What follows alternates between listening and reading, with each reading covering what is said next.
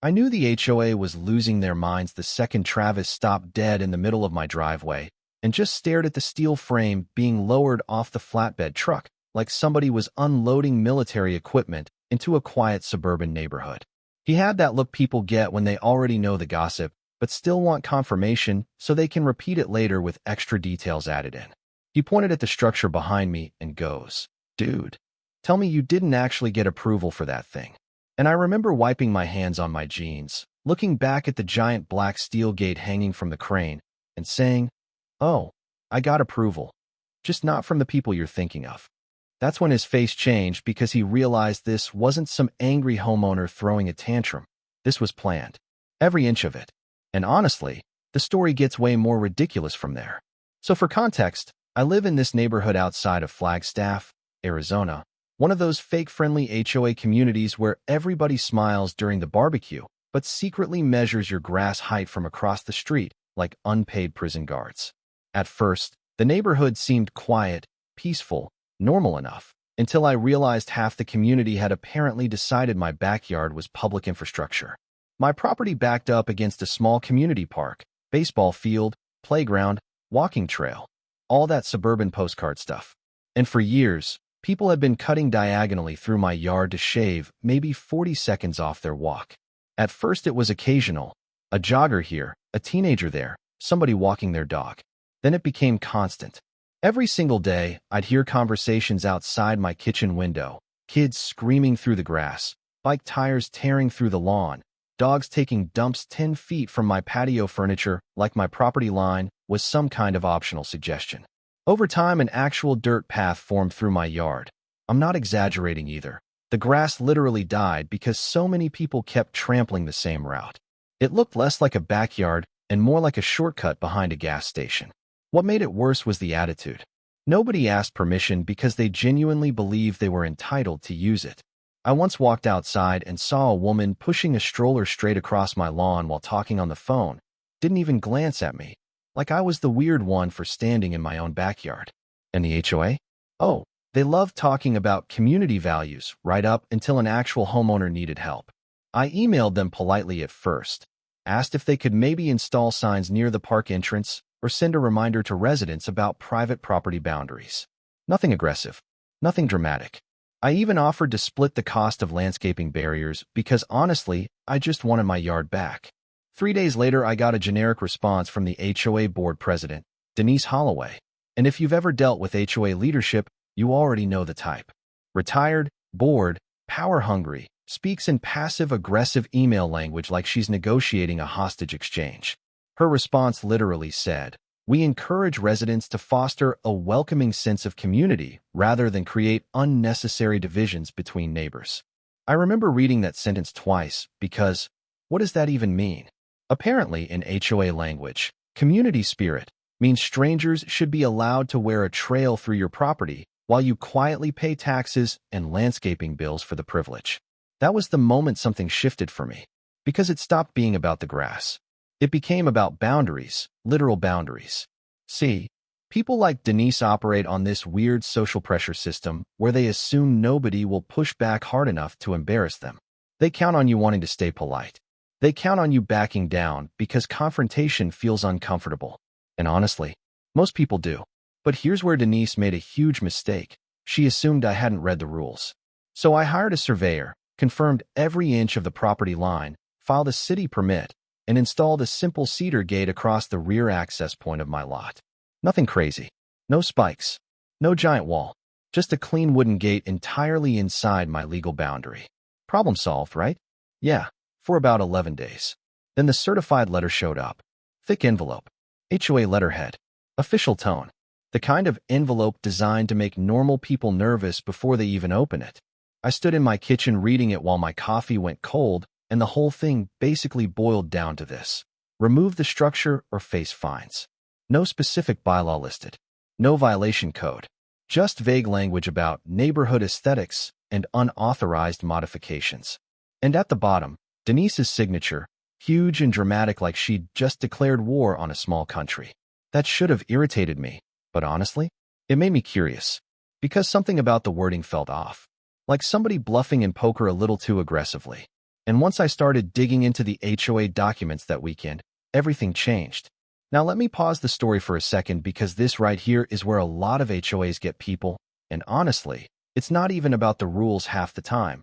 It's about confidence. Most homeowners see an official-looking letter with legal language, bold text, threats about fines, and they panic immediately. They assume the board already checked the regulations, already talked to attorneys, already knows they're right. But according to standard procedure, that's not always true. A shocking number of HOA violation notices are basically intimidation first, legal research second. And Denise knew exactly what she was doing there. See, from a legal perspective, HOA power only exists inside the boundaries of the CC and AMP, RS, the covenants, conditions, and restrictions.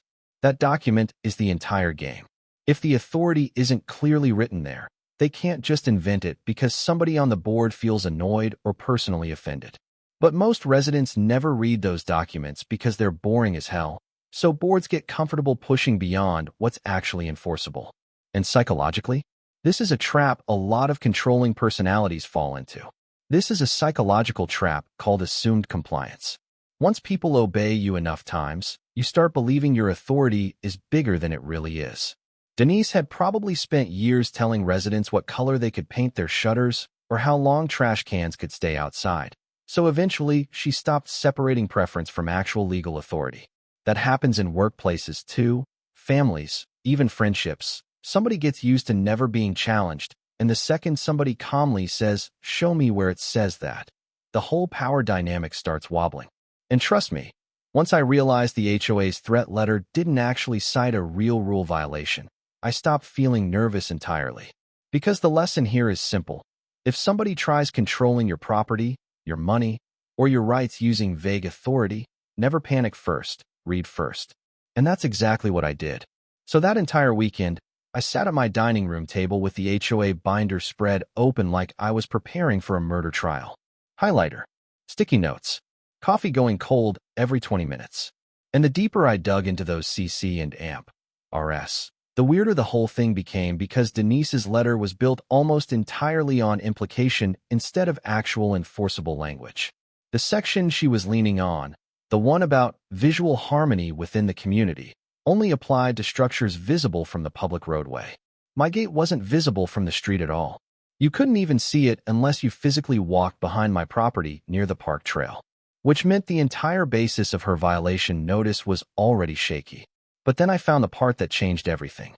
Buried halfway through the property rights section was a clause specifically allowing homeowners to install security structures and boundary control features as long as they complied with city permitting requirements. That was it. That was the whole game. Because my permit had already been approved by the city before the first post ever touched the ground. I leaned back in my chair and actually laughed out loud because suddenly the entire tone of Denise's letter made sense. She never expected me to check. She thought I'd see official stationery, get intimidated, rip the gate out, and apologize for existing. And honestly, that probably worked on most people. But now I was irritated in a very focused kind of way. Not emotional, not reckless, focused, which is way more dangerous. So Monday morning, I drafted the calmest email of my life. No insults, no threats, no emotional language. I cited the exact sections of the CC and AMP, RS, attached copies of the city permit, included the certified land survey, and politely requested clarification regarding which enforceable covenant my gate allegedly violated. That last sentence.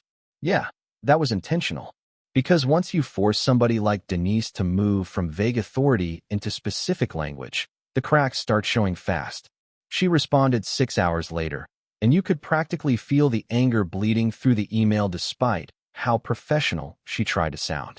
She repeated the phrase community appearance standards for separate times, but still avoided quoting an actual rule. That's when I knew she was cornered. And for a normal person, that probably would have been enough. You proved your point. You won. End of story. But here's the thing nobody tells you about HOA politics. Once certain people feel publicly challenged, they stop caring about resolution and start caring about dominance. Denise couldn't stand the idea of losing control in front of the neighborhood, especially because by then people were already talking. Every suburban HOA has its own little gossip network, and apparently my unauthorized gate rebellion had become entertainment for half the community. Some neighbors quietly supported me. Others acted like I'd violated the Geneva Convention by preventing strangers from marching through my backyard. Then came the board inspection. And this was honestly my favorite part. 2 HOA board members showed up unannounced on a Saturday morning wearing matching polos with the neighborhood logo stitched on the chest like they were FBI agents investigating organized crime. One of them, this guy named Leonard, stood there taking pictures of my gate from 6 different angles while Denise crossed her arms dramatically near the fence line like she was posing for a documentary about suburban oppression. I walked outside holding coffee and asked if they needed anything. Denise gave me this tight little smile and said, "We're documenting a compliance concern." I almost laughed right there. "You mean the fully permitted structure?" I asked. Her jaw tightened immediately, and that's when I realized something important. She wasn't trying to enforce rules anymore. She wanted me humiliated. She wanted me to fold publicly so the board could maintain the illusion that they controlled everything inside the neighborhood boundaries. But by then I had already started thinking 3 steps ahead. Because while all this drama was happening, I'd noticed something interesting in the HOA documents. The same clause allowing security structures never specified material limitations. It didn't say wood, didn't say decorative, didn't say lightweight, just security structures. And once that idea entered my brain, I couldn't let it go. So instead of backing down, I filed for another city permit. This time for a reinforced steel security gate installation with permanent concrete footings. Completely legal, fully engineered, entirely within property code. The city approved it 8 business days later. I still remember the morning the contractors arrived because the entire neighborhood started acting like aliens had landed. Massive flatbed truck, welding equipment, concrete mixer. One of the workers asked me, "You sure your HOA's okay with this?" And I literally told him, "That's the fun part." The steel gate itself was absurd in the best possible way. Matte black powder-coated steel, nearly 2 inches thick in some sections, mounted onto reinforced posts sunk deep into concrete foundations. It looked less like a backyard gate and more like the entrance to a private military compound. Total overkill, which, after everything Denise pulled, made it absolutely beautiful to me. And technically, it violated nothing. Every measurement complied with municipal code. Every permit was signed and approved. Every inch sat squarely inside my surveyed property line. The crane operator lowered the final section into place, while 3 separate neighbors stood outside pretending not to stare. Travis actually walked over halfway through installation and just shook his head slowly. "Man, you really committed to this." I looked at the giant steel frame and said, "Oh, I'm just fostering community boundaries." He laughed so hard he nearly spilled his drink. "But Denise?" Yeah, Denise did not find it funny. She called me that evening for the first time ever instead of hiding behind emails. And the second I answered, she came in hot. "This has become intentionally hostile," she snapped. "That structure is excessive and inflammatory." I remember sitting on my patio listening to her rant while staring directly at the perfectly legal permit paperwork sitting on my outdoor table. "Interesting," I said calmly. "Could you point me to the section defining inflammatory architecture?" Silence. Actual silence. Then came the threat. Emergency board review. Escalating fines. Potential legal action. The whole performance. But the problem with bluffing is eventually somebody asks to see the cards. And apparently one of the other board members, probably realizing this whole thing was getting dangerous, forwarded the situation to the HOA attorney for review. That decision killed Denise's entire campaign. Because attorneys don't care about ego. They care about liability. About a week later, I got copied on the most beautiful email I've ever read in my life. The HOA attorney stated, in painfully professional language, that my structure appeared compliant with both municipal regulations and the governing CC and AMP, RS, and that the association lacked sufficient authority to compel removal. Translation? Denise lost. Completely. Publicly. Legally. And overnight the energy in the neighborhood changed. The board stopped emailing me. The violation notices disappeared. Nobody came to photograph the property anymore. And maybe my favorite part of all this, the shortcut vanished instantly. Turns out people magically rediscover sidewalks once a 2-ton steel gate blocks the easier option. Within a couple months, the dirt trail through my yard started fading. Grass slowly grew back over the worn path that had been there for years. My backyard finally became quiet again. No random conversations outside my kitchen window. No bikes ripping across the lawn. No entitled strangers treating private property like public land. Just silence. Peaceful silence. And the gate? Still standing there. Massive. Unmovable. Completely legal. Sometimes when I'm grilling outside in the evening, I catch people slowing down near the park trail just to stare at it for a second before walking away. And every single time, I smile a little. Because the funniest part of this entire story is Denise could have avoided all of it by simply leaving my small wooden gate alone in the first place. Instead, she pushed until the situation escalated into something permanent. That's the thing about power trips. People get so obsessed with forcing obedience that they accidentally create consequences way bigger than the original problem. And honestly, that steel gate became more than just a barrier. It became a reminder that sometimes the most effective way to deal with bullies isn't screaming louder. It's understanding the rules better than they do. You know what's funny? Looking back now, the gate was never really the point. Yeah, the steel monstrosity still makes me smile every time I see it. And sure, there's a deeply satisfying part of me that enjoys the fact Denise basically engineered her own defeat by refusing to let a harmless wooden gate exist in peace. But the real lesson ended up being way bigger than neighborhood drama. Because situations like this happen everywhere, not just HOAs. Workplaces, families, friend groups. Somebody gets comfortable telling people what to do for so long that eventually they stop questioning whether they actually have the authority in the first place. And most people comply automatically because conflict is exhausting. That's the part nobody talks about enough. Sometimes controlling systems survive purely because everybody assumes somebody else already checked the rules. According to standard procedure, organizations like HOAs are supposed to operate through clearly defined governing documents, transparent enforcement, and equal application of rules. But in reality, personal ego sneaks into the equation all the time. Bias sneaks in. Power sneaks in. And if nobody pushes back intelligently, vague authority slowly turns into assumed authority. That's why I always tell people, never confuse confidence with correctness. Denise sounded confident. The certified letters sounded official. The threats sounded intimidating. But from a legal perspective, none of it mattered once the actual documents came out. Facts beat theatrics every single time. And honestly, this is a psychological trap a lot of people fall into, especially in communities built around appearances. Nobody wants to be the difficult neighbor. Nobody wants gossip. Nobody wants tension. So they stay quiet even when something feels wrong. But there's a difference between being cooperative and being walked over. Huge difference. The lesson here is that boundaries matter. Physical boundaries, legal boundaries, emotional boundaries, all of them. And the people who get angry when you calmly enforce boundaries are usually the exact people benefiting from you not having any. That realization alone changed the way I deal with conflict completely. Also, and this part matters, I'm not saying every HOA is evil. Some are fine. Some genuinely help maintain neighborhoods. But when tiny amounts of authority land in the hands of people who crave control or validation, things can spiral into absolute suburban insanity faster than anybody expects. One disagreement about a backyard gate suddenly turns into certified letters, emergency meetings, neighborhood gossip, and a 2-ton steel monument to pettiness sitting behind somebody's house forever. Which honestly still cracks me up. So now I want to ask you guys something.